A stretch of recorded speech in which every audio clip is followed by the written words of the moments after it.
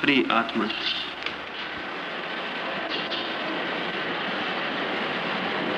जो बाहर है वो एक स्वप्न से ज्यादा नहीं, और जो सत्य है वो भीतर है। जो दृश्य है वो परिवर्तन है, और जो दृष्टा है वो सनातन है। सत्य की खोज में विज्ञान बाहर देखता है, धर्म भीतर देखता है। विज्ञान परिवर्तन की खोज है, धर्म शाश्वत की, और सत्य शाश्वत ही हो सकता है। इस शाश्वत सत्य की दिशा में तीसरा सूत्र साक्षी भाव है। दृष्टा को खोजना है तो दृष्टा बने बिना और कोई रास्ता नहीं। लेकिन हम सब हैं सोए हुए लोग। हम सब करीब करीब सोए सोए जीते, सोए सोए ही जागते। बुद्ध एक सुबह प्रवचन करते थे। कोई 10,000 लोग इकट्ठे थे। सामने ही बैठकर एक भिक्षु पैर का अंगूठा हिलाता था। बुद्ध ने बोलना बंद कर दिया और उस भिक्षु को पूछा कि ये पैर का अंगूठा तुम्हारा क्यों हिल रहा है। जैसे ही बुद्ध ने ये कहा, पैर का अंगूठा हिलना बंद हो गया। उस भिक्षु ने कहा, आप भी कहां की फिजूल बातों में पड़ते हैं, आप अपनी बात जारी रखिए। बुद्ध ने कहा, नहीं, मैं ये पूछे बिना आगे नहीं बढ़ूंगा कि तुम पैर का अंगूठा क्यों हिला रहे थे। उस भिक्षु ने कहा, मैं हिला नहीं रहा था, मुझे याद भी नहीं था, मुझे पता भी नहीं था। तो बुद्ध ने कहा, तुम्हारा अंगूठा है और हिलता है और तुम्हें पता नहीं, तो तुम सोए हो या जागे हुए। और बुद्ध ने कहा, पैर का अंगूठा हिलता है, तुम्हें पता नहीं, मन भी हिलता होगा और तुम्हें पता नहीं होगा, विचार भी चलते होंगे और तुम्हें पता नहीं होगा, वृत्तियां भी उठती होंगी और तुम्हें पता नहीं होगा। तुम होश में हो या बेहोश, तुम जागे हुए हो या सोए हुए।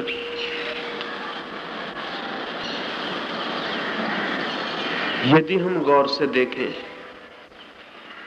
तो आंखें खुले होते हुए भी हम अपने को होश में नहीं कह सकते। हमारा मन क्या कर रहा है इस क्षण, वो भी हमें ठीक ठीक पता नहीं। अगर कभी 10 मिनट एकांत में बैठ जाएं, द्वार बंद कर लें और मन में जो चलता हो उसे कागज पर लिख लें, जो भी चलता हो ईमानदारी से, तो उस कागज को आप अपने प्रियजन को भी बताने के लिए राजी नहीं होंगे। मन में ऐसी बातें चलती हुई मालूम पड़ेंगी कि लगेगा क्या मैं पागल हूं। ये बातें क्या हैं जो मन में चलती। खुद को भी विश्वास नहीं होगा कि ये मेरा ही मन है जिसमें ये सारी बातें चलती। लेकिन हम भीतर देखते ही नहीं, बाहर देखकर जी लेते हैं। मन में क्या चलता है पता भी नहीं चलता, और यही मन हमें सारी क्रियाओं में संलग्न करता है। इसी मन से क्रोध उठता है, इसी मन से लोभ उठता है, इसी मन से काम उठता है। इस मन के गहरे में ना हम कभी झांकते हैं, ना कभी इस मन के गहरे में जागते हैं। जो भी चलता है, यंत्रवत सोए सोए हम सब कर लेते हैं। अगर आपने कभी क्रोध किया हो तो शायद ही आप ये कह सकें कि मैंने क्रोध किया है। आपको यही कहना पड़ेगा, क्रोध आ गया। आज तक किसी आदमी ने क्रोध किया नहीं है, क्रोध सदा आया है। आप क्रोध के कर्ता नहीं हैं, आप सिर्फ क्रोध के विक्टिम हैं, शिकार हैं। आप पूरी जिंदगी स्मरण करें तो ये नहीं कह सकते कि मैंने एक बार क्रोध किया था। क्रोध में करने में आप मालिक नहीं थे। अगर मालिक होते तो आपने किया ही नहीं होता। कोई आदमी जान के गड्ढे में नहीं गिरता है, गिर जाता है, ये दूसरी बात है। किसी आदमी ने जान के क्रोध भी नहीं किया है कभी, क्रोध हो जाता है, ये दूसरी बात है। क्रोध घटता है, क्रोध हम करते नहीं हैं। तो हम सोए हुए आदमी हैं या जागे हुए? और प्रेम के संबंध में तो लोग कहते ही हैं कि प्रेम हमने किया नहीं, हो गया। लेकिन इसका मतलब क्या होता है कि प्रेम हो गया? इसका मतलब यह होता है कि जैसे हवाएं चलती हैं और वृक्ष के पत्ते हिलते हैं, अवस परवश, जैसे आकाश में बादल आते हैं और हवाएं उन्हें जहां उड़ा के ले जाती हैं चले जाते हैं, विवश। क्या वैसे ही हमारे भीतर भी चित्त में भावनाएं उठती हैं, प्रेम की, क्रोध की, घृणा की, और हम विवश होकर उनके साथ हिलते डोलते रहते हैं? हमारा कोई वश नहीं है, हम अपने मालिक नहीं। एक फकीर था यूनान में, गुरजीएफ, वो तो कहता था आदमी यंत्र है। वो ये मानता ही नहीं था कि सभी लोगों के भीतर आत्मा है। वो कहता था जो सोए हुए हैं उनके भीतर आत्मा मानने का कारण क्या है? जागृत कोई हो तो ही उसके भीतर आत्मा मानने का कारण है। अगर आत्मा है भी तो सोई हुई है। हमारा सारा व्यक्तित्व भी सोया हुआ है। न हमने कभी क्रोध किया है, न हमने प्रेम किया है। चीजें घटती रही हैं और हम उनके साथ हिलते रहे हैं, डोलते रहे, यंत्रवत। जैसे किसी ने बटन दबा दी हो और बिजली जल गई, तो बिजली ये नहीं कह सकती कि मैं जल गई हूं, वो यही कह सकती है जलना हो गया। हमें भी कोई बटन दबा देता है और क्रोध जल जाता है, हम भूल से कहते हैं कि मैंने क्रोध किया, क्रोध हो गया। बटन दबी और क्रोध हो जाता है, पता भी नहीं चलता कब हो गया। हमारे सारे व्यक्तित्व का पूरा आधार ऐसा ही अनकॉन्शियस अचेतन है। इस अचेतन चित्त को लेकर कोई सत्य का साक्षात्कार नहीं कर सकता है। सत्य के साक्षात्कार के लिए कॉन्शियस, चेतन, होश से भरा हुआ होना जरूरी है। इस होश के लिए ही तीसरा सूत्र आपसे कहना चाहता हूं, जीवन की प्रत्येक क्रिया के प्रति जागरूक होना साधना का एकमात्र मार्ग है। जो भी हम करते हैं वो निद्रित न हो, जो भी हम करते हैं वो जागृत हो। बहुत कठिन है ये बात। अगर रास्ते पर आप चल रहे हैं और जागृत होकर चलने की कोशिश करें तो आपको पता चलेगा कितना कठिन। एक दो क्षण याद रख पाएंगे कि मैं चल रहा हूं और फिर ये बात भूल जाएगी और चलना मैकेनिकल, यांत्रिक ढंग से होने लगेगा, मन कहीं और चला जाएगा। 5 मिनट भी चलते हुए ये होश रखना मुश्किल है कि मैं चल रहा हूं। अपनी ही क्रिया है चलने की, अपना ही मन है, लेकिन चलने की क्रिया को 5 मिनट तक सतत स्मरण रखना, रिमेंबर रखना मुश्किल मामला है। इसे थोड़ा लौटते वक्त करके प्रयोग करेंगे तो ख्याल में आएगा। और जब चलने की साधारण सी क्रिया के प्रति हम 5 मिनट नहीं जाग सकते, तो आत्मा की बहुत गहरी क्रियाओं के प्रति हम कैसे जाग सकते? बुद्ध एक रास्ते से गुजरते हैं, उनके साथ एक भिक्षु है आनंद। वे आनंद से बात कर रहे हैं। एक मक्खी आकर उनके गले पर बैठी है, उन्होंने मक्खी उड़ा दी है। फिर रुक के खड़े हो गए, फिर आनंद से कहा, भूल हो गई आनंद, मक्खी को मैंने सोए सोए उड़ा दिया। तुमसे बात करता रहा और हाथ मशीन की तरह गया और मक्खी को उड़ा दिया, गलती हो गई। फिर उस जगह हाथ ले गए जहां मक्खी बैठी थी, अब मक्खी वहां नहीं है, वो कभी की उड़ चुकी। फिर वहां हाथ ले गए, फिर उस मक्खी को उड़ाया जो नहीं थी। आनंद ने कहा, आप ये क्या कर रहे हैं? बुद्ध ने कहा, अब मैं जाग कर मक्खी को उड़ा रहा हूं जैसे कि मुझे उड़ाना चाहिए था। मैंने नींद में हाथ उड़ा दिया, वो होश में नहीं था हाथ, वो यांत्रिक था, वो आत्मिक नहीं था। अब मैं उस तरह हाथ ले जा रहा हूं जाग कर जैसे कि मुझे ले जाना चाहिए था। कभी आपने ख्याल किया, इस हाथ को नीचे से ऊपर तक उठाएं होश से भर के, आपको पूरा पता हो कि हाथ उठ रहा है और आप हैरान हो जाएंगे। जितनी देर आप जागे रहेंगे कि हाथ उठ रहा है, उतनी देर चित्त शांत हो जाएगा। जागृत चित्त शांत होता है, सोया चित्त अशांत होता है। रास्ते पर चल के देखें 10 मिनट भी जागे हुए, और जितनी देर होश रहेगा कि मैं चल रहा हूं उतनी देर चित्त शांत रहेगा। जैसे ही होश जाएगा चित्त अशांत हो जाएगा।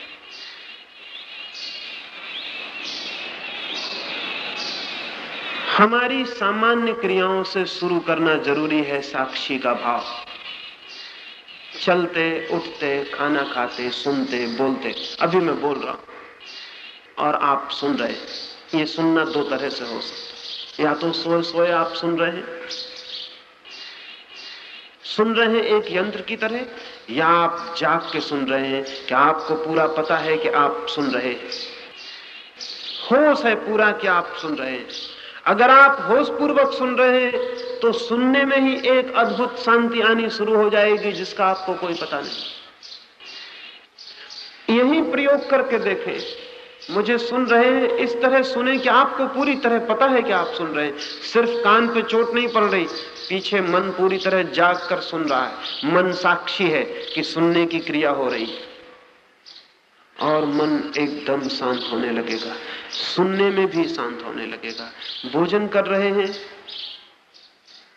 तो भोजन करें जाग कर, और जैसे ही जाग कर भोजन करेंगे भोजन करने की क्रिया ही रह जाएगी, मन और कहीं नहीं जाएगा। जाग कर कोई भी काम होगा तो मन इधर उधर भागना बंद कर देगा। सोया हुआ मन भागता है, जागा हुआ मन नहीं भागता है। जापान में एक फकीर था बोकोजू। वो लोगों को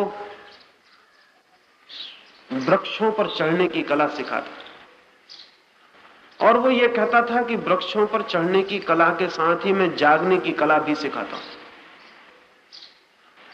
अब फकीर को वृक्षों पर चढ़ने की कला सिखाने से कोई प्रयोजन भी नहीं, लेकिन उस फकीर ने बड़ी समझ की बात खोजी थी कि जागना और वृक्ष पर चढ़ना एक साथ सिखाना आसान था। जापान का एक राजकुमार उस फकीर के पास वृक्ष पर चढ़ना सीखने गया। कोई 150 फीट ऊंचे सीधे वृक्ष पर उस फकीर ने कहा कि तुम चढ़ो, और वो फकीर नीचे बैठ गया। राजकुमार जैसे जैसे ऊपर जाने लगा उसने नीचे लौट कर देखा, वैसे वैसे फकीर ने आंख बंद कर ली। राजकुमार 150 फीट ऊपर चढ़ गया, जहां से जरा भी चूक जाए तो प्राणों का खतरा है। तेज हवाएं हैं, वृक्ष कपता है, आखिरी शिखर तक जाके उसे वापस लौटना है। सांस लेने तक में डर लगता है, और वो फकीर कुछ भी नहीं बोलता, चुपचाप नीचे बैठा है, न बताता है कैसे चढ़ो, न कहता है कि क्या करो। फिर वो वापस लौटना शुरू हुआ। जब कोई 15 फीट ऊपर रह गया तब वो फकीर छलांग लगा के खड़ा हो गया और उसने कहा सावधानी से उतरना, होश से उतरना।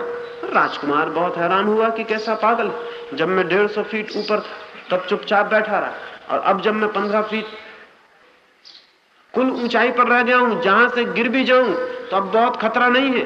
वहां इन सज्जन को होश आया है, चिल्ला रहे हैं कि सावधान, होशियारी से उतरना, बोधपूर्वक उतरना, गिर मत जाना।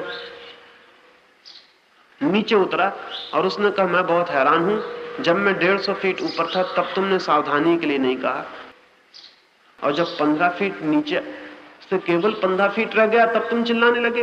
उस फकीर ने कहा जब तुम 150 फीट ऊपर थे तब तुम खुद ही सावधान थे, मुझे कुछ कहने की जरूरत न थी। खतरा इतना ज्यादा था कि तुम खुद ही जागे हुए रहे होगे,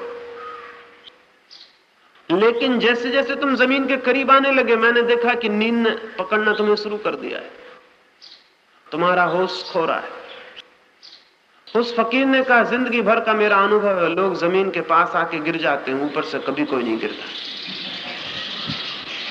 ऊपर इतना खतरा होता है कि आदमी जागा होता है। और उस राजकुमार से उसने कहा कि तुम सोचो, जब तुम 150 फीट ऊपर थे, हवाएं जोर की थी और वृक्ष कपता था, तब तुम्हारे मन में कितने विचार चलते थे। उसने कहा विचार? एक विचार नहीं चलता था, बस एकमात्र होश था कि जरा चूक ना जाऊं। मैं उस वक्त पूरी तरह जागा हुआ था। तो उस फकीर ने पूछा उस जागन में तुम्हें कोई विचार नहीं थे? मन अशांत था, दुखी था, परेशान था, स्मृतियां आती थी, भविष्य की कल्पना आती थी? उसने कहा कुछ भी नहीं आता। बस मैं था, 150 फीट की ऊंचाई थी, प्राण खतरे में, वहां कुछ भी ना अतीत था ना भविष्य था, बस वर्तमान था, वही क्षण था। और कपती हुई हवाएं थी और प्राण का खतरा था और मैं था, और मैं पूरी तरह जागा हुआ था। उस फकीर ने कहा, तो तुम समझ लो, अगर इस तरह तुम 24 घंटे जागे रहने लगो तो तुम उसे जान लोगे जो आत्मा है। इसके अतिरिक्त तुम नहीं जान सकते हो। ये जान के हैरानी होगी कि बहुत बार खतरों में आदमी को आत्मा का साक्षात्कार हो जाता है। और ये भी जान के हैरानी होगी कि खतरे का जो हमारे भीतर आकर्षण है वो आत्मा को पाने का ही आकर्षण है। खतरे का भी एक आकर्षण है, डेंजर का भी एक आकर्षण है हर एक के भीतर। और जब तक आदमी में थोड़ा बल होता है, खतरे का एक मोह होता है, खतरे को स्वीकार करने की एक इच्छा होती है। एक आदमी था, अभिनेता, उसने अमेरिका में रह के लाखों रुपए कमाए, जापानी था, फिर लौटता था वापस। तो उसने सोचा सारी दुनिया घूमता हुआ चलूं। सारी संपत्ति कोई 80 लाख रुपए लेकर लौटता था। अब उसने ख्याल छोड़ दिया था काम करने का, अब रुपए कमा लिए थे, अब चुपचाप एक झोपड़ा बनाकर कहीं जंगल में रहेगा। वो पेरिस रुका आके अपनी यात्रा में। जिस होटल में ठहरा था, उस होटल में किसी परिचित ने कहा कि पेरिस आए हो तो पेरिस के जुआ घर देखना बहुत जरूरी है, उनको बिना देखे व्यर्थ है, पेरिस तुमने देखा ही नहीं, तो पेरिस का जुआ घर जरूर देख लो। उस आदमी ने कहा, मैंने कभी जुआ नहीं खेला, लेकिन तुम कहते हो तो चलो चलता हूं। वो पेरिस के बड़े जुआ घर में गया और उसने जाके 80 लाख रुपए एक ही साथ दांव पर लगा दिए, जितना लाया था कमाकर। उसके मित्र ने कहा, क्या पागलपन करते हो, पागल हो गए हो, इतना बड़ा दांव पेरिस के जुआ घर में कभी भी नहीं लगाया गया, एक ही दांव और इकट्ठा, और उसके पास एक पैसा नहीं बचता है पीछे। पर उस अभिनेता ने कहा, अगर दांव ही लगाना है तो पूरा लगाना चाहिए, नहीं तो दांव का मजा ही नहीं आएगा।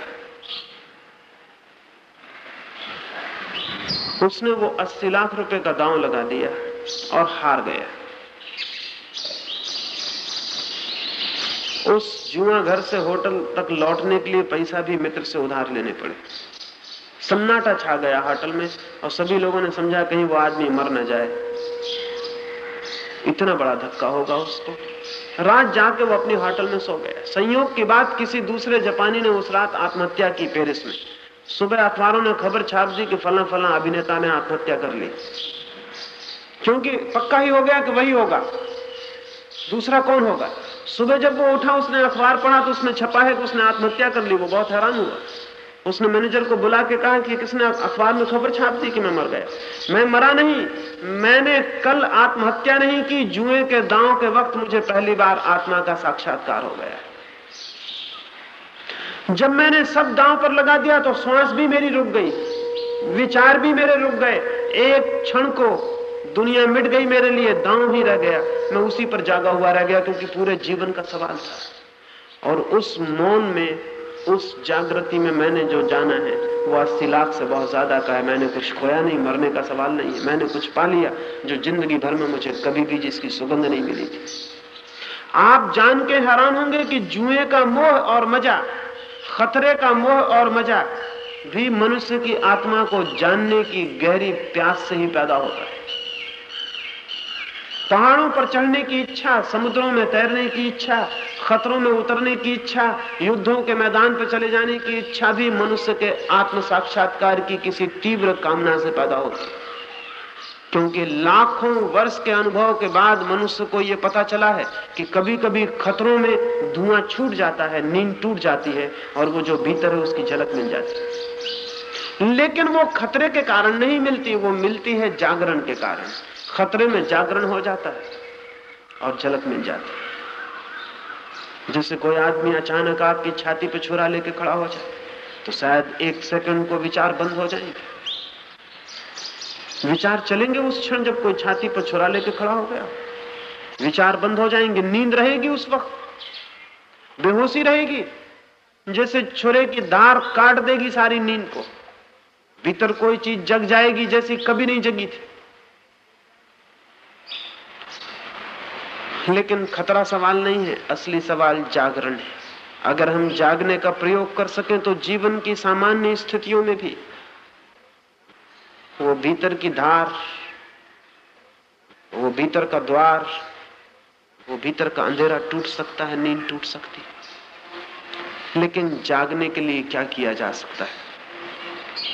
जागने के लिए 3 सूत्र स्मरण रखने चाहिए। एक तो शरीर की कोई भी क्रिया होश पूर्वक हो, बेहोशी पूर्वक ना हो। शरीर की कोई भी क्रिया, हाथ भी हिले, पैर भी उठे तो होश पूर्वक उठे।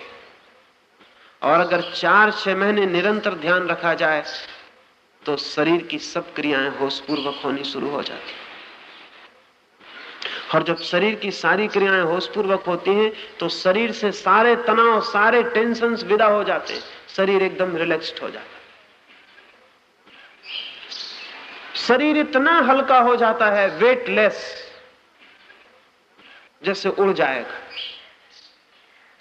ऐसा लगने लगता है जैसे शरीर है ही नहीं।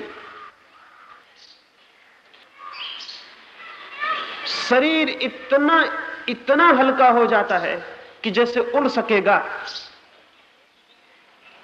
जितना होशपूर्वक होगा शरीर का जीवन, उतना ही शरीर हल्का हो जाएगा, उतना ही शरीर नहीं है ऐसा मालूम पड़ने लगेगा। अभी हम शरीर ही हैं, अभी हमें शरीर ही सब कुछ मालूम पड़ता है। शरीर का बहुत वेट है, बहुत वजन है, शरीर पत्थर की तरह है, वही मालूम पड़ता है।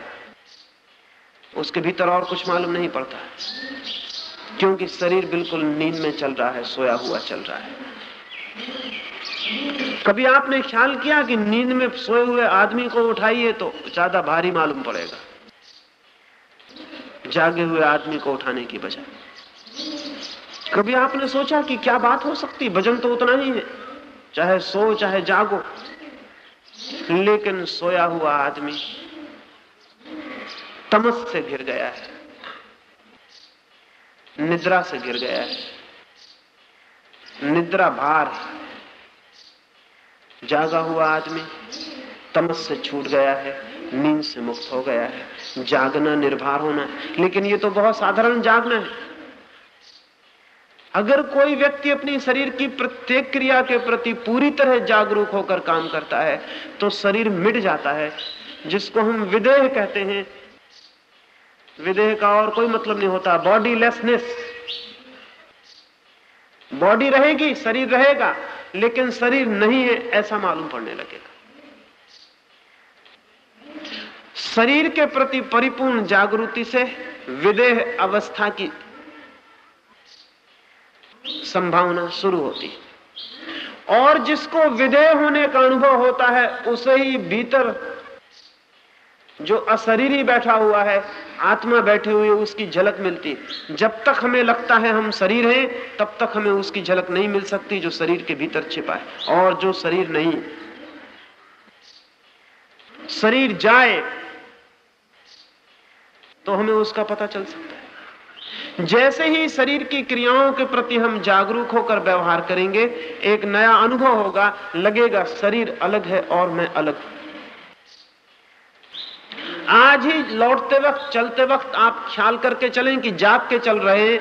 आप अपने चलने के एक साक्षी हो गए हैं, एक विटनेस हो गए हैं। आप अपने ही चलने को देख रहे हैं, जान रहे हैं, पहचान रहे हैं। चलने की क्रिया चल रही है और भीतर आप उस क्रिया को देख भी रहे हैं, पहचान भी रहे हैं कि चलना हो रहा है। बायां कदम उठा, दायां कदम उठा, आगे गए, तेजी से जा रहे हैं। चलने की जो क्रिया है, जो मूवमेंट है, उसको आप देख भी रहे हैं। तो आपको फौरन एक अजीब बात मालूम पड़ेगी, पता चलेगा शरीर चल रहा है और मैं नहीं चल रहा हूं। शरीर चल रहा है और मैं नहीं चल रहा हूं। शरीर अलग है और मैं अलग हूं।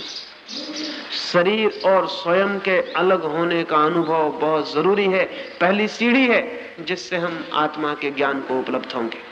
इसलिए पहला सूत्र है काया स्मृति, remembrance of the body, mindfulness of the body. शरीर के प्रति होश, शरीर के प्रति स्मृति, शरीर के प्रति जागरण। अद्भुत है अनुभव शरीर के प्रति जागने का। दूसरी सीढ़ी पर चित्त के प्रति जागरण, मन के प्रति जागरण। मन में क्या हो रहा है, क्या चल रहा है, हम कभी देखते ही नहीं। हम कभी घड़ी दो घड़ी को बैठकर ये नहीं देखते कि मन में क्या हो रहा है, कैसे विचार चल रहे हैं, कैसी वासनाएं चल रही हैं, कैसी वृत्तियां चल रही हैं। मन में जोर के तूफान प्रतिक्षण चल रहे हैं, 24 घंटे चल रहे हैं। एक क्षण भी मन शांत नहीं है, मौन नहीं है, मन काम कर रहा है। शरीर तो रात में सो भी जाता है, मन तब भी नहीं सोता, तब भी उसका काम जारी। रात सपने चल रहे हैं। मुश्किल से स्वस्थ आदमी रात में 10 मिनट को सोता है पूरी तरह, बाकी समय सपने चलते ही रहते। आप कहेंगे हमें तो सुबह याद नहीं रहता। याद नहीं रहेगा, सिर्फ वही सपने याद रहते हैं जो सुबह के करीब, जागने के करीब आने शुरू होते हैं। जब चित्त थोड़ा जागने लगता है तब जो सपने आते हैं वो याद रहते हैं। वो सपने याद नहीं रहते जो पूरी नींद में आते। लेकिन रात भर सपने चल रहे हैं और मन काम कर रहा है, मन पूरे वक्त काम कर रहा है। लेकिन इस मन का हमें कोई होश नहीं है। इस मन को कभी बैठ के हमने देखा नहीं कि क्या कर रहा है। इस मन को भी देखना जरूरी है। कभी घड़ी आधा घड़ी को दिन में, रात में द्वार बंद करके बैठ जाएं, सिर्फ ये देखने के लिए कि मन क्या कर रहा है, लड़ने के लिए नहीं। मन से लड़ना नहीं है कि ये गलत है, ये नहीं आना चाहिए, ये ठीक है, ये आना चाहिए, ऐसा नहीं। मन में जो भी आ रहा है उसे मैं देखूंगा। जैसे फिल्म पर चलती हुई कहानी को कोई देखता है, ऐसे मन के पर्दे पर जो भी चल रहा है मैं देखूंगा। देखने की शर्त है न तो कंडेमिनेशन,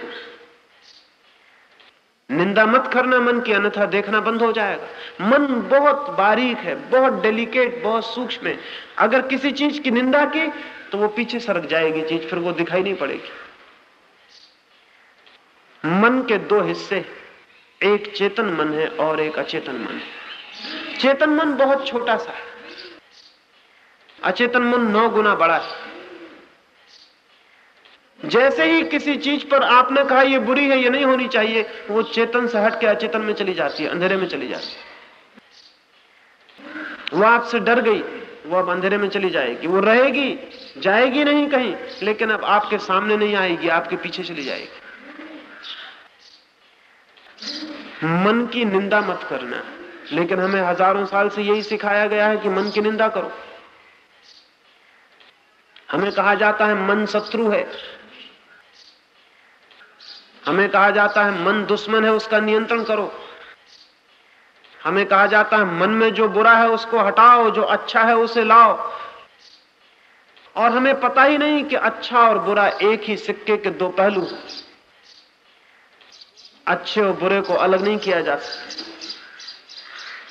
अगर कोई आदमी एक ही सिक्के के एक पहलू से मुक्त होना चाहे और दूसरे को बचाना चाहे तो पागल हो जाएगा। फेंको तो दोनों फेंक जाते हैं, बचाओ तो दोनों बच जाते हैं, एक नहीं बचाया जा सकता। लेकिन हमें सिखाया गया अच्छे को बचाओ, बुरे को हटाओ। अच्छा और बुरा एक ही चीज के दो पहलू।